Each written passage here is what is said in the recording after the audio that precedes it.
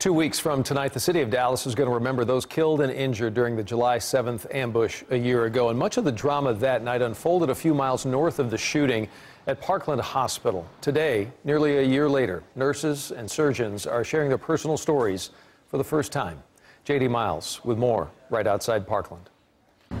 Parkland Hospital activated its Code 3 disaster mode on July 7th of last year, locking down the ER during the most challenging night in the hospital's history. Today, surgeons and nurses are letting us inside to talk about that night and its impact on them.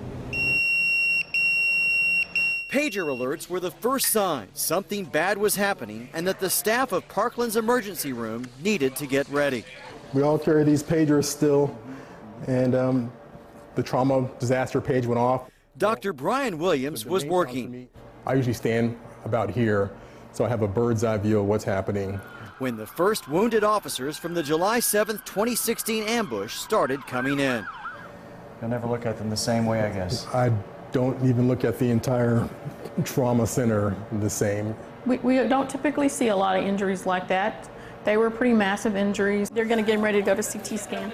Trauma nurse Jory Klein desperately tried to save 3 dying officers and wondered how many would keep coming. The greatest concern is we didn't know what was going on. We knew there was a march downtown.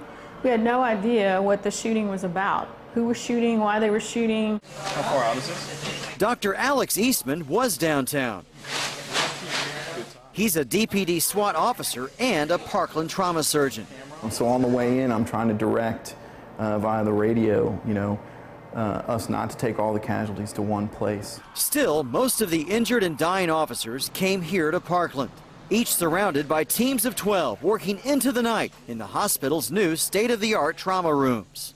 To me, this is one of the most catastrophic events. I worked the Branch Davidian, several plane crashes. Work here is never normal. Saving lives is a job requirement. But what happened here nearly 1 year ago had an impact on even these battle-scarred medics. People had a hard time dealing with it. It's been transformative for me. I'm definitely not the same person I was before this event happened. In Dallas, J.D. Miles, CBS 11 News. Also, one other note, Parkland's ER nurses say that they learned a lot from this incident, as they usually would, and they made some changes, actually, including moving some of their main blood supply closer to the trauma rooms.